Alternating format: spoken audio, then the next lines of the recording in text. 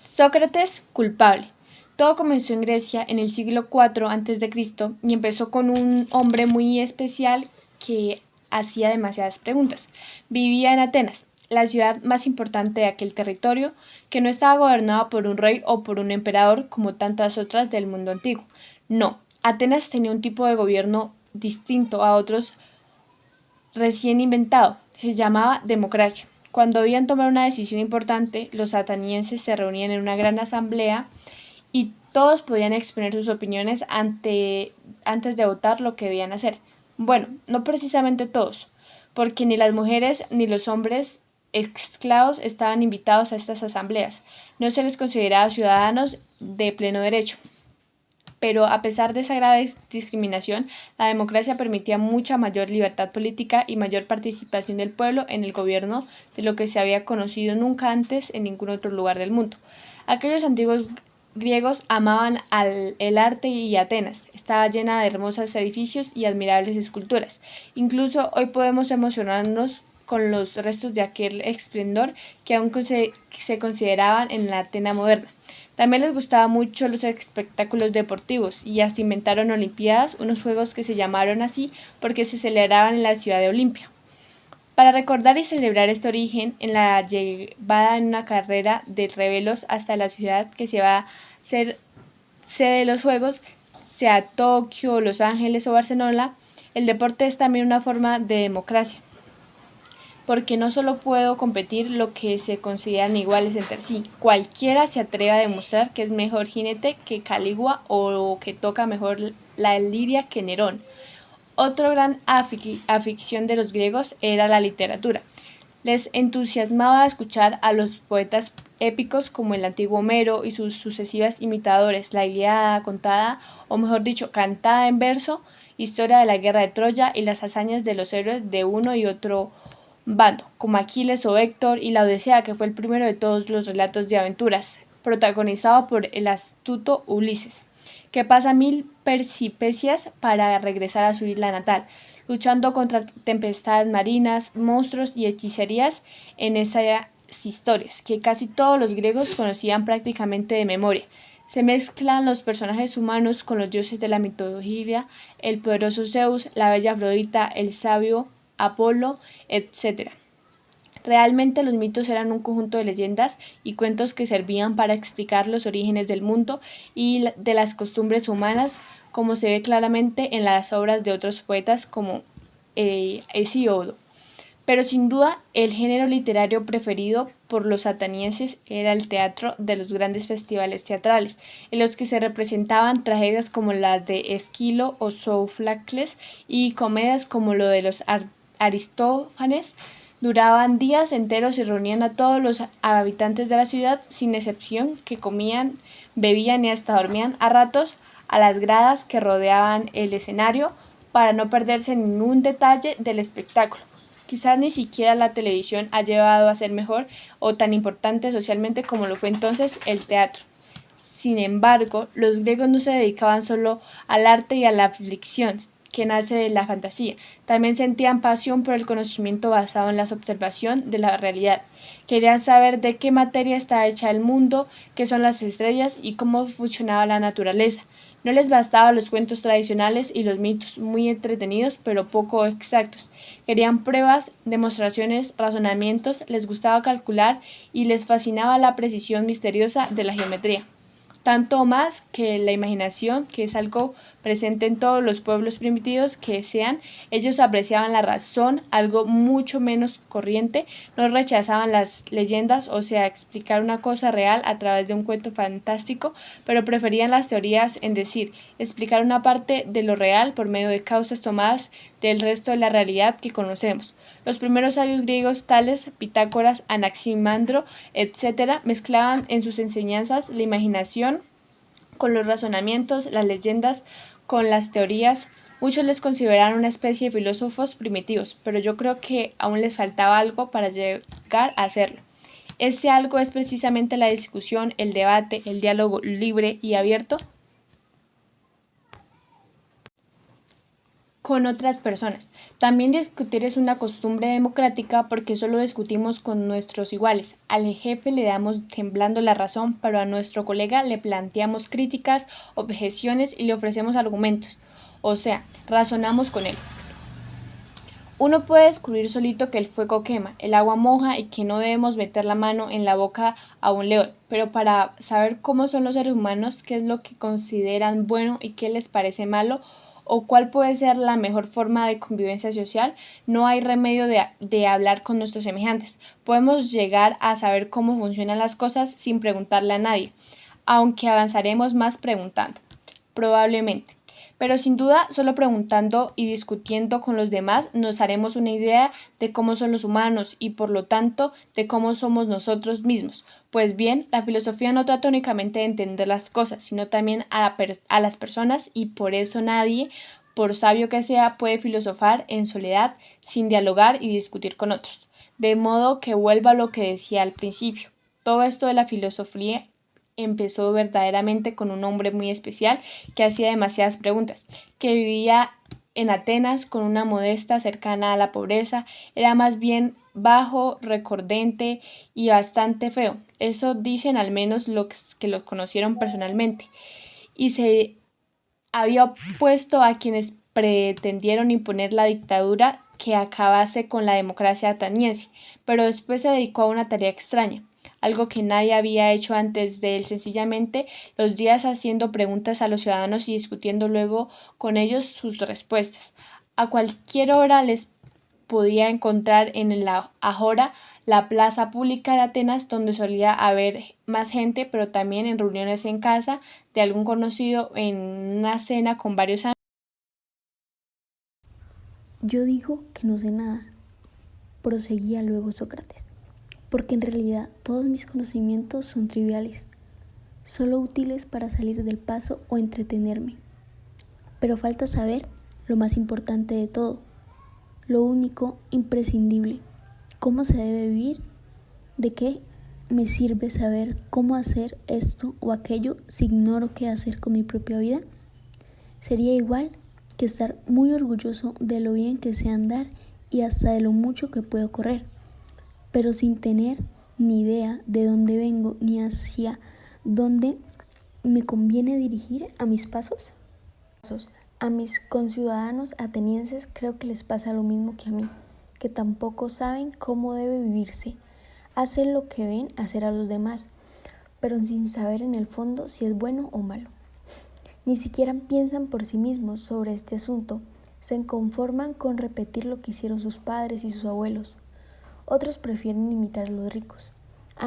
Por algo serán ricos.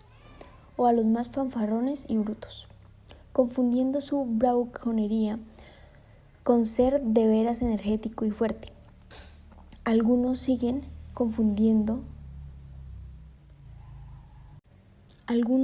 su capricho de cada momento y hacen lo que se les apetece.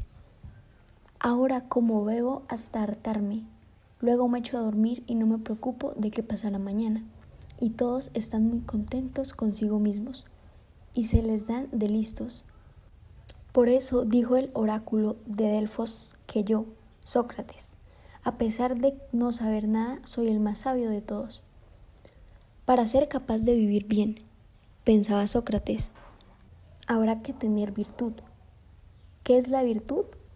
Una mezcla de fuerza para vencer las dificultades, los peligros y de acierto para saber qué es lo mejor que puedo hacer en este caso. Todavía hoy, en el siglo XXI, seguimos utilizando la palabra virtud en ese sentido. Cuando decimos que Rafael Nadal es un gran virtuoso del tenis, o sea, que juega estupendamente con energía para sobreponerse al cansancio y con un buen tipo para acertar siempre el mejor golpe de raqueta, o que fulano es un virtuoso de la batería porque la toca como nadie, o que menganita tiene la virtud de ser la mejor maestra que puede uno desear. Del mismo modo, Sócrates estaba convencido de que debía haber una virtud o quizás varias que nos hicieran vivir excelentemente, del mejor modo posible, porque es estupendo ser un magnífico tenista o guitarrista o maestro, Pero lo más importante de todo es ser un buen ser humano. Un ser humano que vive como es debido. Sin embargo, lo mismo que nadie logra jugar al tenis como Rafa Nadal por casualidad, dando raquetazos al tuntún a ver si acierta. Tampoco nadie logrará vivir sin pensárselo y sin reflexionar sobre qué es la vida humana. Sócrates estaba convencido de que la virtud tiene que ver con el saber, con la razón y no con la rutina. La limitación, el capricho momentáneo o la tradición que repite las opiniones de nuestros mayores. Ser virtuoso es tener el razonable conocimiento de lo que es una buena vida. ¿La prueba? Pues que nadie hace malas cosas a sabiendas. Si me ves jugar al tenis a mí, que lo hago fatal, no pensarás que sé muy bien cómo se juega, pero que lo hago mal aposta, sino que no sé jugar. Lo mismo pasa con quien vive mal. A lo mejor él cree que es muy listo y hace lo que quiere, pero en realidad lo que pasa es que no sabe cómo vivir bien. Llamamos vivir bien, supone Sócrates, a vivir como verdad nos conviene. Por lo cual no nos queda más remedio que ponernos a pensar qué es precisamente eso que nos conviene. Vamos a ver. ¿Qué son las cosas que normalmente consideramos convenientes y deseables? Pues la belleza, el valor, el placer, la riqueza, etc. Estupendo, pero ¿sabemos de verdad qué son cada una de esas cosas? ¿Quién lo sabe? Por eso Sócrates sale a la calle, va a la agora, a donde está la gente, y comienza a hacer preguntas. Se encuentra, pongamos, con Hipías, que tiene fama de chico listo, y le pregunta: oye Hipías, por favor, ¿puedes decirme qué es la belleza? El chico listo se muere de risa. Pero bueno, Sócrates, ¿te has vuelto tonto o qué? Ni que fueras un niño pequeño. Mira, lo buena que está esa chica de allí. Eso es la belleza. Sócrates le da muchas gracias por la información. Claro, tienes razón, mira que soy bobo. Pero añade, aunque la verdad es que a mí también me parece muy hermoso ese caballo. Con un suspiro, como si estuviera poniendo a prueba su paciencia. Hipías responde: naturalmente, Sócrates, el caballo es muy hermoso. También eso es belleza. Vaya hombre, gracias de verdad. Ahora voy entendiendo, comentó alegremente Sócrates. Y entonces el Parteón, ese edificio tan precioso, también será belleza, ¿no? Pues claro, Sócrates, claro que sí, confirma con benevolencia Hipías. Pero Sócrates pone cara de ir a poner un pero. Pero Hipías, la chica guapa no se parece al caballo, ni al caballo, ni al carpeón a la chica o al caballo. Y sin embargo, resulta que los tres son formas de belleza.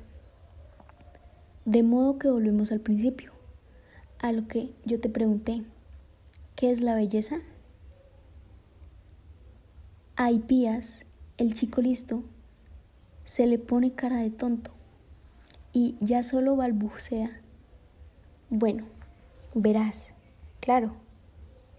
Digo que yo. Sócrates espera un poco a que se le pase el desconcierto. Está ya acostumbrado a esta reacción de sus interlocutores. Después, como si no hubiese pasado nada, sigue con sus preguntas. Y sigue preguntando por qué él, Sócrates, tampoco sabe qué es la belleza. No hace preguntas a Hipías o a quien sea como un maestro toma la lección al niño, para comprobar si se la ha aprendido. Lo único que Sócrates sabe es que la belleza no es una chica guapa, ni un caballo estupendo, o un monumento hermoso. No es una cosa, sino una idea que sirve para describir cosas distintas, pero que no resulta fácil precisar.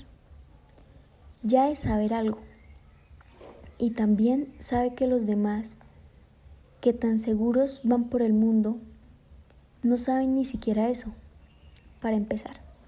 Sin embargo, Sócrates prefiere fingir que es un ignorante absoluto y que en cambio toma a sus interlocutores por grandes sabios.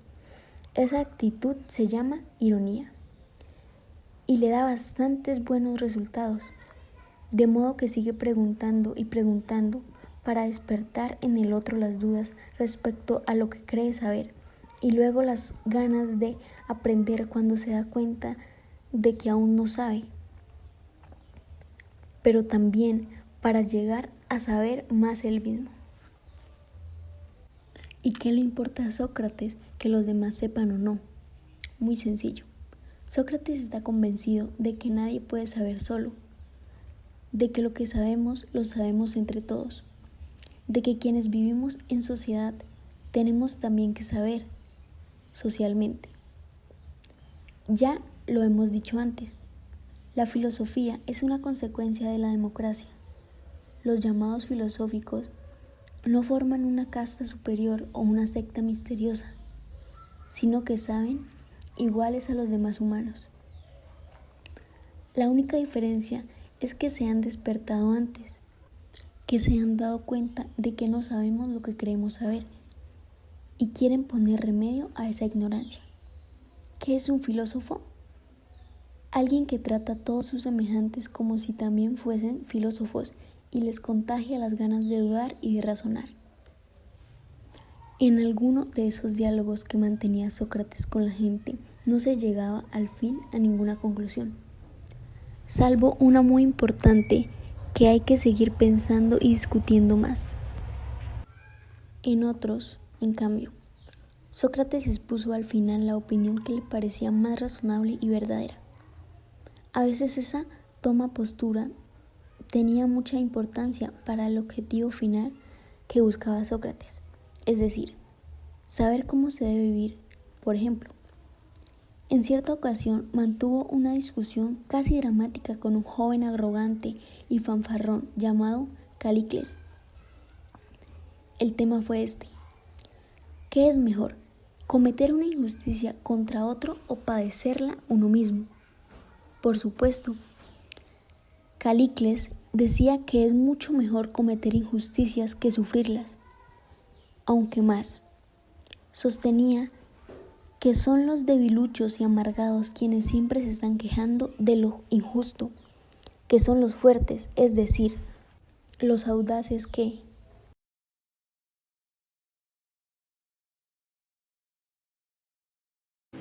se atreven a hacer lo que les apetece, caiga quien caiga. Calícles estaba decidido a hacer todo lo injusto que le diera la gana. Faltaría más, consideraba humillante que otro le sometiese a su voluntad en nombre de la ley, de la compasión o de lo que fuera. Sócrates, en cambio, pensaba todo lo contrario. Si alguien nos hace una fechoría, no por eso nos volvemos peores ni perderemos la virtud de vivir bien. Es el otro quien se mancha, no nosotros. Lo único que estropea nuestra vida son las injusticias y abusos que cometemos voluntariamente entre nosotros mismos. Son esas las que nos hacen peores, no las que padecemos por la culpa de los demás. La discusión fue larga, bastante agria, y ninguno logró convencer al otro. Calícles se fue muy enfadado y mascullando amenazas contra Sócrates. No era el único que le detestaba. Algunos de los ciudadanos más conservadores de Atenas se sentían incómodos con Sócrates, porque pensaban que hacía dudar de las cosas que siempre se habían creído. Hay gente así. Están convencidos de que los dogmas en que creyeron nuestros padres y nuestros abuelos y nuestros tatarabuelos no deben nunca discutirse, y hay que aceptarlos sin darles más vueltas. La manía de Sócrates de hacer preguntas difíciles de contestar y de discutirlo todo les parecía una falta de respeto, algo subversivo. ¿Qué se había creído ese tipejo extravagante que les comía el coco a los jóvenes con sus bobadas incomprensibles? De modo que finalmente, cuando Sócrates tenía ya 70 años y llevaba mucho tiempo charlando filosóficamente con los atenienses, 3 ciudadanos importantes de la ciudad le denunciaron a las autoridades y se abrió un juicio contra él. La acusaban de impiedad con los dioses de la ciudad, contra los que Sócrates, por cierto, nunca había dicho nada, de corromper a los jóvenes y de querer introducir a un dios nuevo en Atenas. Esto último tiene gracia, porque ese supuesto dios era una especie de broma de Sócrates, que tenía un gran sentido del humor. Él hablaba de que le acompañaba un daimón, es decir, una especie de diablillo que le aconsejaba antes de tomar una decisión, pero ese diablejo nunca le decía lo que debía hacer, sino lo que no debía hacer. Por supuesto, nunca se le ocurrió intentar predicar semejante Dios a los otros ciudadanos. En cualquier caso, ahí tenemos a Sócrates ante el tribunal de Atenas y arriesgándose si le condenan a sufrir un grave castigo. En su defensa, Sócrates pronunció un discurso magnífico. Con sus palabras no quiso liberarse de la posible condena, sino explicar a los atenienses en qué había consistido su actividad todos esos años. No estaba arrepentido de nada, todo lo contrario, se sentía orgulloso de su eterna tarea de preguntón y discutidor. ¿Por qué? Sócrates lo resume muy bien en una sola frase de ese discurso memorable. Una vida que no reflexiona ni se examina a sí misma no merece la pena vivirse. La principal tarea de la vida, según él, es preguntarse cómo vivir y qué hacer con nuestra vida. Desde luego, estas explicaciones irritaron más aún a sus acusadores y a muchos miembros del tribunal que debía juzgarle. Sócrates no solo reconocía su culpa, sino que decía tranquilamente que merecía un premio de los atenienses por haber sido para ellos como un tábano, que pica la vaca hasta que logra despertarla y la pone en mancha. ¡Qué arrogancia! ¡Vaya frescura! Finalmente, el tribunal acabó declarando a Sócrates culpable y le condenó a muerte. La sentencia, sin embargo, no debía cumplirse hasta que la nave que había zarpado hacia el Centauro de los Delos no volviese al puerto de Atenas. Durante varios días, los amigos y discípulos de Sócrates le visitaron en su mazmorra para intentar convencerle de que se escape.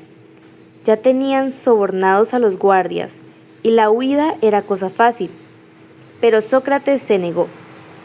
Había vivido toda su vida bajo las leyes de Atenas y las respetaba tanto para lo bueno como para lo malo.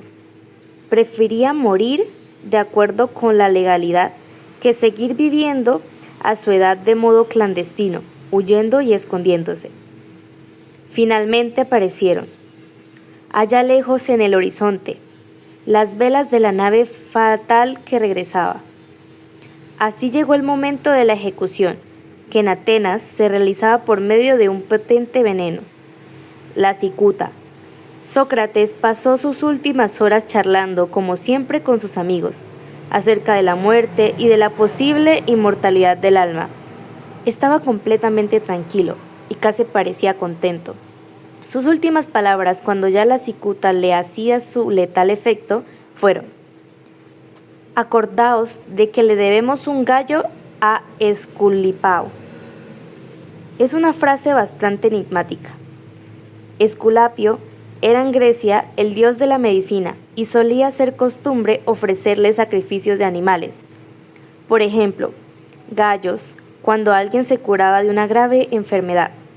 Quizá Sócrates, con su peculiar sentido del humor, nos dejó como último mensaje que al morir se curaba de los sinsabores e injusticias de la vida, esa grave enfermedad. Alba y Nemo se pasean entre las ruinas del Ágora de Atenas. Arriba, contra el cielo de un azul mediterráneo, se recorta la perfecta silueta del Partenón. Y mientras van charlando, Nemo: pues yo te digo que sigo sin entenderlo. Alba: venga, ¿qué es lo que no entiendes? Nemo: pues no comprendo por qué hacía Sócrates preguntas a cualquiera. Vamos a ver, ¿acaso no estaba convencido de que los demás sabían todo, menos él? Alba: despertar su curiosidad, su asombro. hacerles sentir un poco incómodos con sus ideas de toda la vida. Cuando uno se siente demasiado satisfecho con su forma de pensar, vive ya medio dormido, como un zombie. Nemo. Y lo que Sócrates pretendía con tanta pregunta era despertarles, ¿verdad? Creo que tienes razón, pero debe resultar muy incómodo pasarse la vida dudando de lo que ya creía uno tener seguro. Y si algunos considerasen más agradable y cómodo seguir dormidos, como tú dices. Alba, por lo que nos acaban de contar, Sócrates no siempre tenía éxito con sus interrogatorios. Hay quien no se despierta mentalmente ni a coñaznazos. Y también los hay que se cabrean muchísimo con quien pretende despertarles. Acuérdate la cicuta. Nemo, claro, fueron los dormidos que se niegan a despertar quienes mataron a Sócrates. ¡Pobre hombre! Alba, ¿por qué pobre? Yo creo que se lo pasó estupendamente, pensando en voz alta e intentando hacer pensar a los demás. Vivió como quiso vivir, aunque no fuera como vivían los demás. Nemo, ¿te lo imaginas? Alba, me lo imagino riendo, o por lo menos sonriendo. En cambio, no puedo imaginarme a Sócrates llorando. Nemo, la verdad es que debió de ser un tío alucinante. Me hubiera gustado conocerle. ¡Jo! Ahora ya no hay gente así. Alba, ¿y por qué no va a verla? Mira, si queremos, tú y yo podemos ser como él. Nemo, haciendo preguntas y todo eso, oye, no estaría nada mal, pero no sé. Alba, bueno, gente dormida a nuestro alrededor no falta, ¿eh? Nemo, lo malo es que yo creo que yo también estoy dormido muchas veces. Alba, toma, y yo, y Sócrates. Lo importante es darse cuenta y no quedarse roncando tan tranquilos.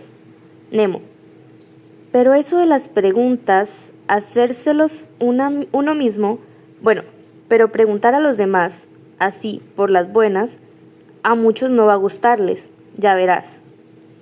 Alba, seguro que a otros sí les gustará. Nemo, no tengo ganas de probar la cicuta. Alba, ¿y qué prefieres? ¿Coca-Cola? Nemo, ¿cómo crees?